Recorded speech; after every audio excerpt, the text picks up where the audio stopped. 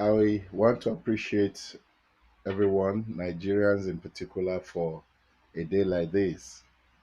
It's humbling for me each time I contemplate on the issues and situations affecting Nigeria and Nigerians. First, I'm a proud Nigerian. I'm happy to be a Nigerian. I'm, of course, not satisfied with the status of Nigeria. I'm not pleased with happenings in my country. I'm certainly concerned and I'm committed to promote goodwill.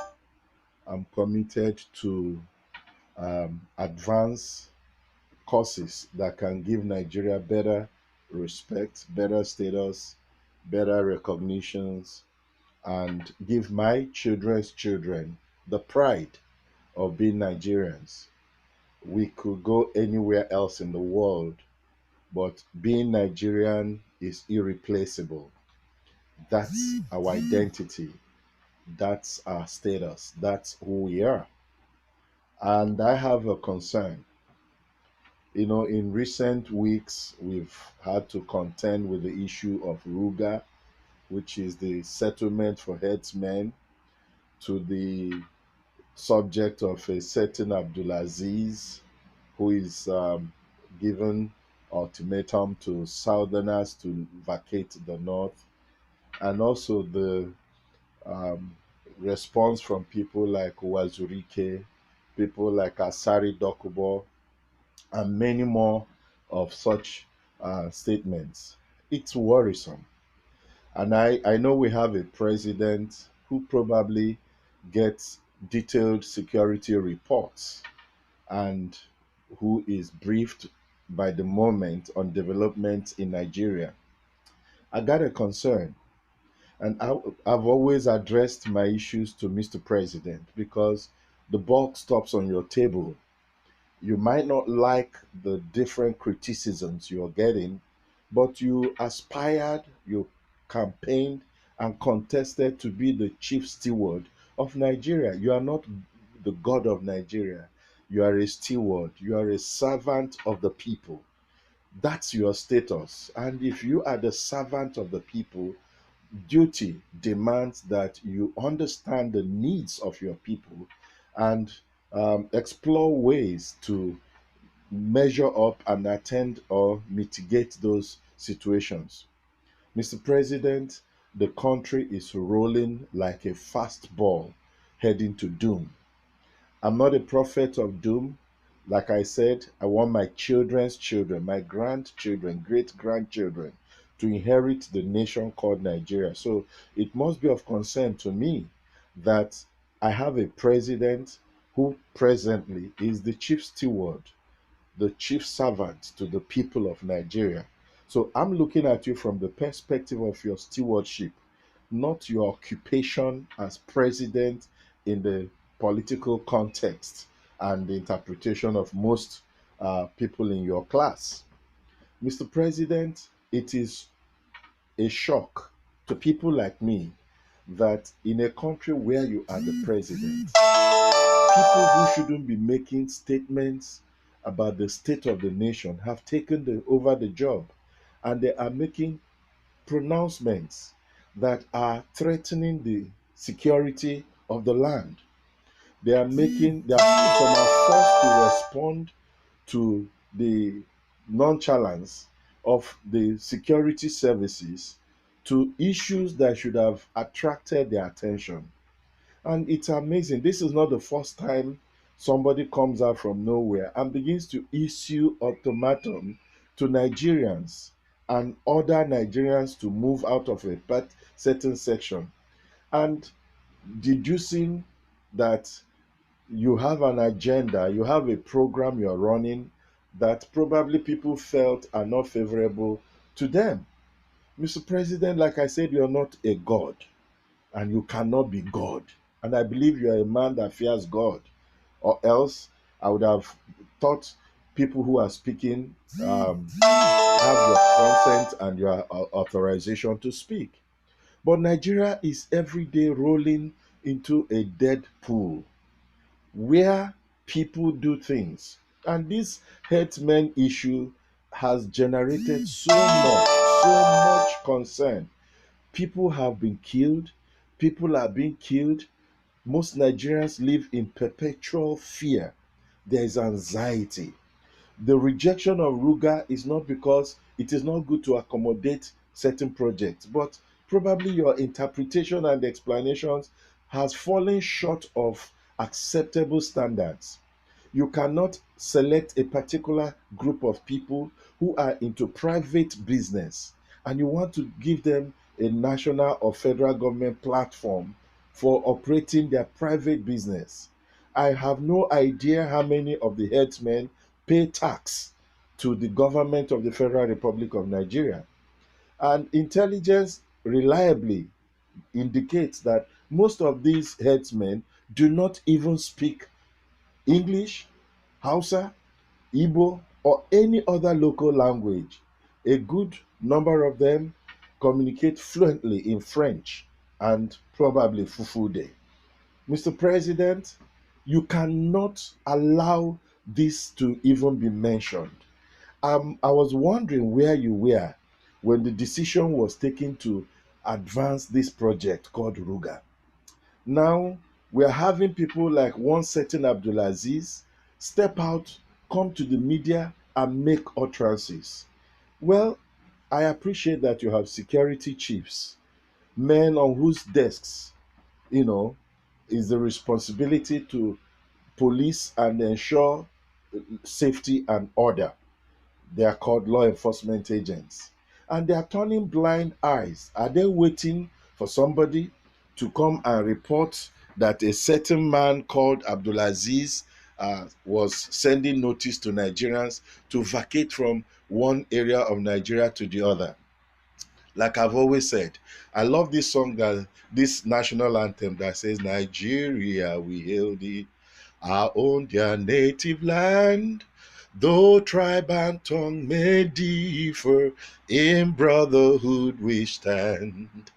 Nigerians all are proud to serve our sovereign motherland.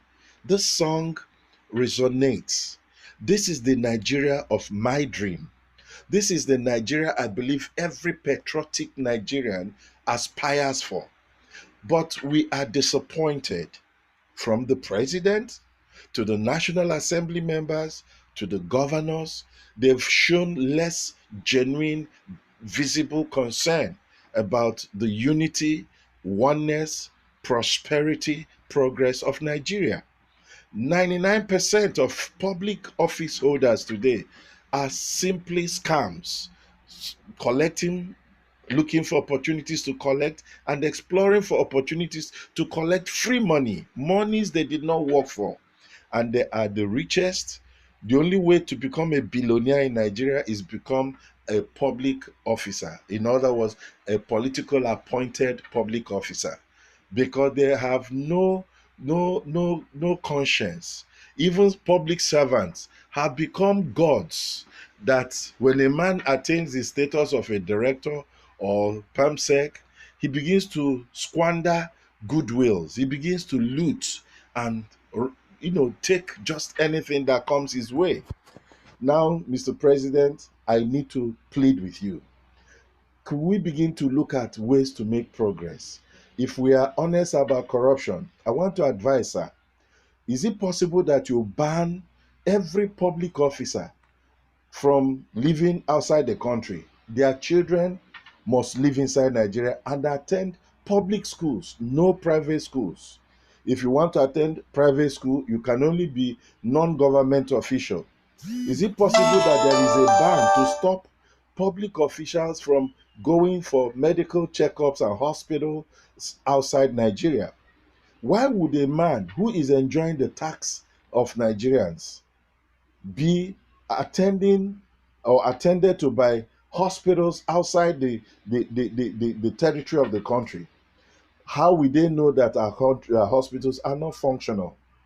Mr. President, you cannot be leading us and we are mourning, crying. Do you know the volume of the weight of fear, phobia inside Nigerians? When we see cows, our heart jumps. When we see certain things, our spirit goes down. So I appeal to you, sir. I plead and I crave your indulgence. Act quick.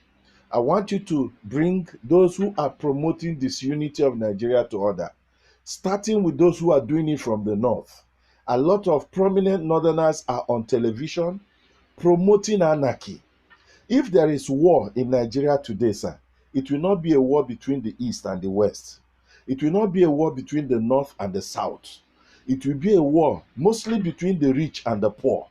And I pity any rich man that survives it. He would rather wish he was never born.